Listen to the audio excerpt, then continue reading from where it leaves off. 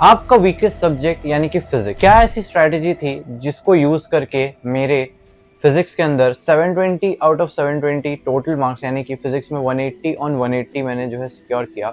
और JEE mains में सिर्फ यही नहीं, सिर्फ नीट नहीं, जेई मेंस में मैंने 99.9 परसेंटाइल जो है फिजिक्स के अंदर सिक्योर किया था। बेसिकली अगर मैंने खुद देखा था, बाद में आके आंसर की से मैच भी किया था, मेरे एक क्वेश्चन जो है सिर्फ फिजिक्स में मैंने छोड़ा हुआ था, उसके अलावा मैंने जितने भी फिजिक्स के अंदर क्वेश्चंस अटेम्प्ट किए थे सारे जो है करेक्ट थे। तो उस लेवल की फिजिक्स को स्ट्रॉन्ग करने के लिए जहां पर आप जेई लेवल के क्वेश्चंस को सॉल्व कर पाओ, specially in the context of NEET 2026, क्योंकि अभी आपको पता है पेपर जो है टफ हो गया है, पेपर का स्टैंडर्ड जो है इंक्रीज हो गया है। तो क्या क्या ऐसे तरीके हमें अपनाने हैं, क्या स्ट्रेटजी अपनानी है कि फिजिक्स हमारा वीकेस्ट सब्जेक्ट से सीधे स्ट्रॉन्गेस्ट सब्जेक्ट बन जाए। तो चलो यार, बिना टाइम वेस्ट किए वीडियो को शुरू करते हैं।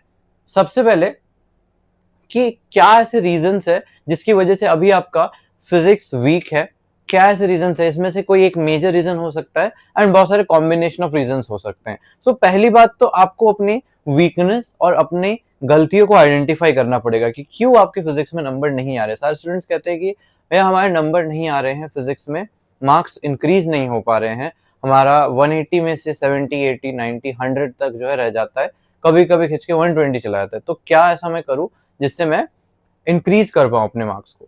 सो सिंपल स्ट्रेटेजी है, देखो क्या प्रॉब्लम है।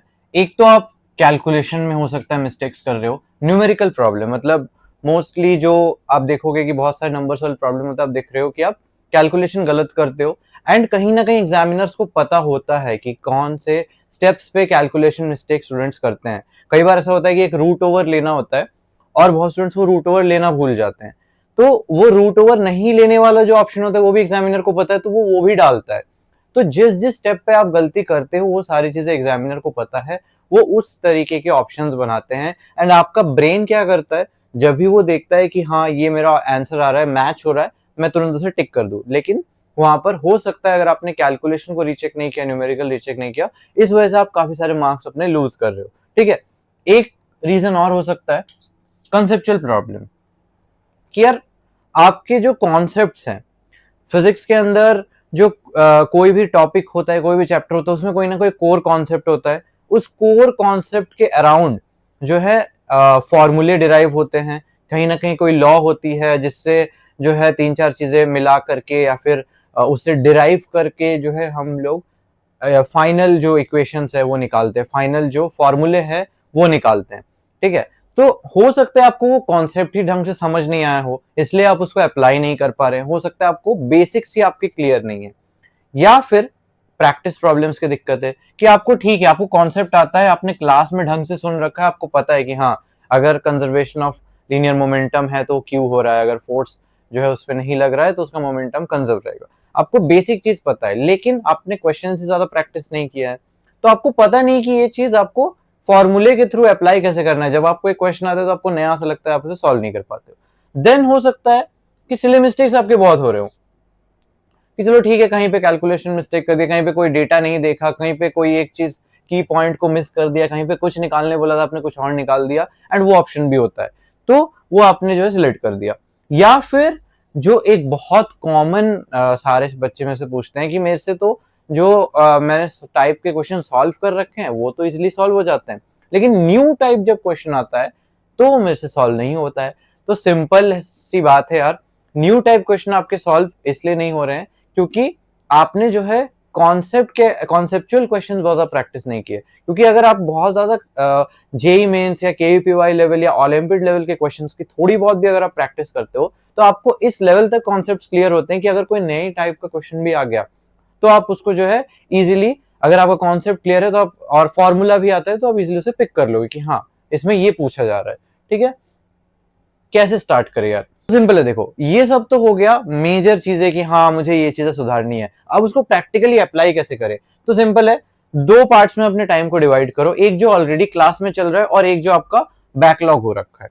तो जो पार्ट आपका बैकलॉग हो रखा है, जो पार्ट आपको पता है कि हाँ ऑलरेडी ये पार्ट मेरे को पढ़ना है, मेरे में से मिसिंग है, मुझे इसके जो है क्वेश्चन प्रैक्टिस करनी है, तो वहां पर उन बैकलॉग के लिए सबसे पहले तो वन शॉट लेक्चर आपको देखना मैंडेटरी है। सीधे सीधे क्वेश्चन प्रैक्टिस करोगे, सीधे सीधे क्वेश्चंस निकाल के सॉल्व करना चालू कर दोगे तो वो बहुत गलत अप्रोच है। वन शॉट देखना इसलिए मैंडेटरी क्योंकि मैंने सिंपल बोला, कंसेप्चुअल क्लैरिटी अगर नहीं है तो आप जो है अच्छे क्वेश्चन सॉल्व नहीं कर पाओगे, ठीक है। देन आपको पढ़नी है एनसीईआरटी, ताकि वन शॉट में जो भी इंफॉर्मेशन पढ़ा उसके बाद जब आप एनसीईआरटी पढ़ोगे तो आपको चीजें रिलेट होगी और कॉन्सेप्चुअली आप और ज्यादा क्लियर होते जाओगे। मैं हमेशा बोलता हूँ फिजिक्स में लोग कहते हैं क्वेश्चन प्रैक्टिस, लेकिन थ्योरी या कॉन्सेप्ट सीखना भी बहुत ज्यादा इंपॉर्टेंट है। तो पहले थ्योरी कॉन्सेप्ट सीखो, फिर क्वेश्चन प्रैक्टिस पे आओ। देन आप देखोगे सॉल्व्ड एग्जाम्पल्स, बहुत सारे सॉल्व्ड एग्जाम्पल्स देख लो। देन आप नोट्स को जो है रिवाइज करो, ठीक है, क्योंकि आपके क्लास नोट्स होंगे, एक बार फटाफट पलट के उसको देख लो। सॉल्व्ड एग्जांपल्स देख लिया मतलब आपका बेसिक सब कुछ तैयार है। अब आप जो है डायरेक्ट क्वेश्चन प्रैक्टिस पे उतरने से पहले एक बार फॉर्मूले रिवाइज करोगे, तो इसलिए मैं कह रहा हूँ नोट्स आप रिवाइज करो कि सारे फॉर्मूले एक बार देख लो और उनकी डेरिवेशन देख लो कि हाँ ये ऐसे ऐसे ऐसे फॉर्मूले आते हैं, ये मेजर मेरे फॉर्मूले है जिसपे बेस मुझे क्वेश्चन प्रैक्टिस करनी है। देन आप आओगे डीपीपीज पे, देन आप आओगे मॉड्यूल पे, ये थोड़ा सा स्पेलिंग मिस्टेक है, ठीक है। Then PYQs and then test वाले क्वेश्चंस। तो ये लाइन अगर आप फॉलो करते हो बैकलॉग्स के लिए, देन ट्रस्ट मी, अगर आपने ये चीज एक बार भी कर लिया, रिवीजन का मैं आगे बताऊंगा, बट अगर आपने ये चीज एक बार भी कर लिया तो आपका वो चैप्टर बहुत ज्यादा जो है स्ट्रांग होने वाला है, ठीक है।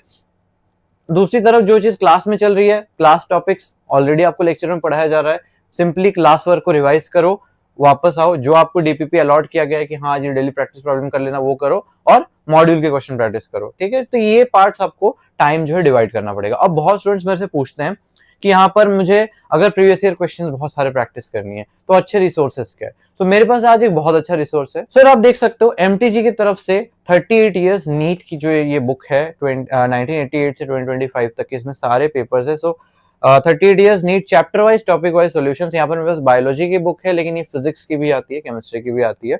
सो यहाँ पर क्या क्या खास फीचर्स है। सबसे पहली बात तो जो यहाँ पर सिलेबस है वो क्लास 11th का अलग, क्लास 12th का अलग जो है डिवाइडेड है। पूरा अपडेटेड सिलेबस जो इसमें प्रोवाइडेड है, उसके अकॉर्डिंग क्वेश्चंस जो है आपको प्रोवाइडेड है। एंड लेट से कोई भी चैप्टर अगर है तो उसके अंदर, उस चैप्टर के अंदर आपको टॉपिक वाइज, यानी कि उस चैप्टर के अंदर जो जिस सीक्वेंस में टॉपिक्स है उन टॉपिक्स को अरेंज करके उसके अंदर के पीवाईक्यूज दिए हुए हैं। तो let's say what is living के जितने भी प्रीवियस ईयर क्वेश्चंस है पिछले 2025 से लेके 1988 तक के पेपर्स में जितने पीवाईक्यूज सब इसमें दिए होंगे। एंड सिर्फ यही नहीं, सिलेक्टेड जो क्वेश्चंस होंगे जहां पर भी ये वीडियो सिंबल बना हुआ है उनके वीडियो सॉल्यूशंस भी अवेलेबल है। सो अगर आप यहाँ पर ऊपर चैप्टर स्टार्टिंग में क्यूआर कोड स्कैन करते हो तो जिन जिन क्वेश्चंस पे वीडियो सॉल्यूशन अवेलेबल है आप उनको देख सकते हो।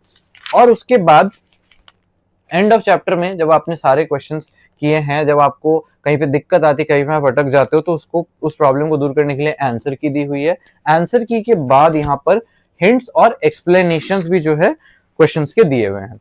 सो ये बहुत अमेजिंग फीचर है।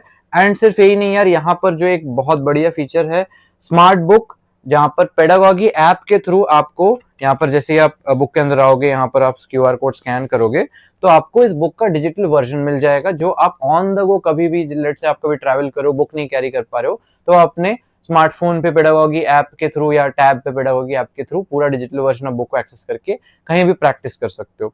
सो ये बहुत अमेजिंग रिसोर्स है। 90% अप्रॉक्स जो क्वेश्चंस नीट 2025 में आए थे वो या तो सेम या सिमिलर एमसीक्यूज थे as that of this book, ठीक है। इनकी जो सेल है वो 12 से स्टार्ट हो गई है, 12 से 16 तक जो है ये पूरी सेल चल रही है, जहां पर आप अगर तिरंगा 40 कोड यूज करते हो देन आपको इंडिपेंडेंस डे सेल पे आपको और ज्यादा ऑफ जो है मिल रहेगा। सो अब मैं आगे बढ़ता हूँ, फिर मैं वापस आ रहा हूँ हमारे वीडियो पे नेक्स्ट पार्ट पे कि अब ये रिविजन कैसे करें। सो सिंपल है, रिवीजन करने के लिए जो मैंने पहले स्टेप्स बताए पूरे स्टेप्स अगर आप दोहराओगे तो आप चैप्टर्स को कभी कंप्लीट ही नहीं कर पाओगे। रिवीजन करने के लिए बहुत स्पेसिफिक सा प्रोटोकॉल है कि जैसे जैसे आप यहाँ पर पढ़ते जाओगे देन आपको क्वेश्चंस की मार्किंग्स करते जानी है कि जो चीज मुझे रिवीजन करना है तो उस पर आर लिखते जाओ या फिर सर्कल करते जाओ, ट्रायंगल बनाते जाओ, जैसा भी आप जो भी कोड वर्ड फॉलो करना चाहते हो उस पर करते जाओ। कैसे कौन से क्वेश्चन को मार्क करना है, देखो कहीं पे भी कोई टफ क्वेश्चन आ जाए, कहीं पे भी कोई क्वेश्चन आ जाए जो डाउटफुल हो, कहीं पे ऐसा क्वेश्चन जो आपको सॉल्व करने में ज्यादा टाइम लगा, सो टफ क्वेश्चन था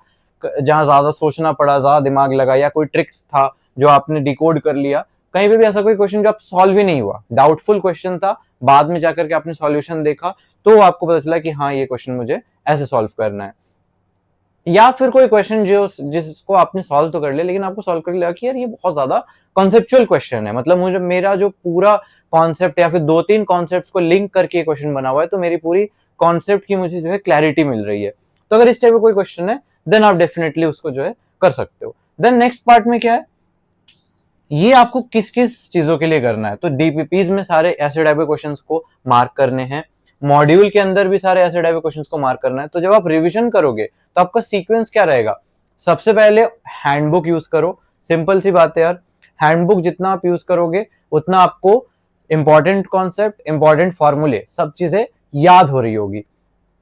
सो मॉड्यूल करना है, टेस्ट के सारे टफ डाउट कंसेप्चुअल क्वेश्चन करने हैं। बेसिकली जो डीपीपी हो, मॉड्यूल हो, टेस्ट हो, इनके ये 3 टाइप के क्वेश्चंस आपको करते रहने हैं, उस पर सर्कल बनाते जाना है और बाद में रिवीजन के टाइम पे उन्हीं क्वेश्चंस की प्रैक्टिस करनी है।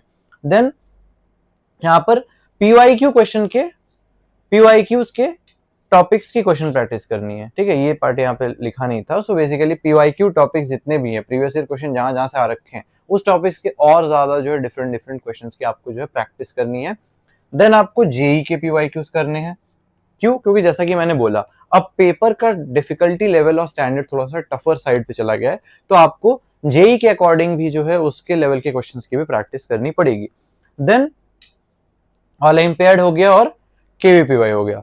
तो ओलंपियाड के क्वेश्चंस ये थोड़ा ऑप्शनल है, बट अगर किसी स्टूडेंट को एक्चुअल में बहुत ज्यादा जो है स्ट्रांग होना है, अपने फिजिक्स को बहुत ज्यादा स्ट्रांग करनी है, तो ओलंपियाड केवीपीवाई लेवल के क्वेश्चंस आप कर लो। अब और केवीपीवाई होती नहीं है, बट स्टिल पुराने केवीपीवाई के अगर आपको क्वेश्चन मिल जाएगी, मैं खुद अपने टाइम प्रैक्टिस किया करता था एंड मेरी केवीपीवाई में भी बहुत अच्छी रैंक आई थी, 37th ऑल इंडिया रैंक आई थी, तो उस पे भी मेरी फिजिक्स बहुत ज्यादा अच्छी गई थी।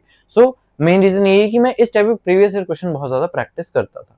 देन मैं नेक्स्ट पार्ट पे आ रहा हूँ, हैंडबुक के अंदर क्या फायदा है, जैसे कि मैंने आपको शॉर्ट में बताया था। सो हैंडबुक मल्टीपल टाइम्स इसलिए रिवाइज करना है क्योंकि सारे इंपॉर्टेंट जितने भी फॉर्मूले होते हैं सब उसमें 1 या 2 पेज के अंदर समराइज होता है, तो आपके माइंड में ना वो चीजें छप जाती है कि 1-2 पेज के अंदर क्या लिखा है, मुझे सारा का सारा कंटेंट पता लग गया। तो फॉर्मूले हो गए, कॉन्सेप्ट्स हो गए, इवन कुछ हैंडबुक में थोड़ा बहुत फॉर्मूले का डेरिवेशन भी दिया होता है, जो जो इंपॉर्टेंट पार्ट होता है, कहीं पे अगर कोई चीज इंपॉर्टेंट है तो उसका डेरिवेशन भी दिया हुआ होगा। देन डायग्राम्स होंगे और एनसीईआरटी के पॉइंट्स होंगे। सो यहां पर जो है एवरेज आपको कितने क्वेश्चंस की प्रैक्टिस करनी है, 100 to 150 क्वेश्चंस पर डे। इसका मतलब ये नहीं कि आप डेली 100 to 150 कर रहे हो। अगर आपने ऑल्टरनेट डे अपना फिजिक्स का स्लॉट बना रखा है तो ऑल्टरनेट डे आपको 200 to 300 क्वेश्चंस प्रैक्टिस करने हैं। तो ये एक जनरल नंबर है, ये उनके लिए है जिनको अपने फिजिक्स बहुत ज्यादा स्ट्रांग बनानी है। ठीक है, सो बेसिक बेसिक तो देखो ये था, बाकी मैं मिलता रहूंगा आपसे ऐसे वीडियोस के साथ। और फिजिक्स को स्ट्रॉन्ग करने के लिए हमें क्या करना चाहिए, मैं इस पे और वीडियोस लाता रहूंगा। एंड अगले वीडियो में मैं एक 0 to 140 प्लस का जो है एक वीडियो बनाऊंगा। So that's it for today, मिलता हूँ अगले वीडियो में, तब तक के लिए बाय।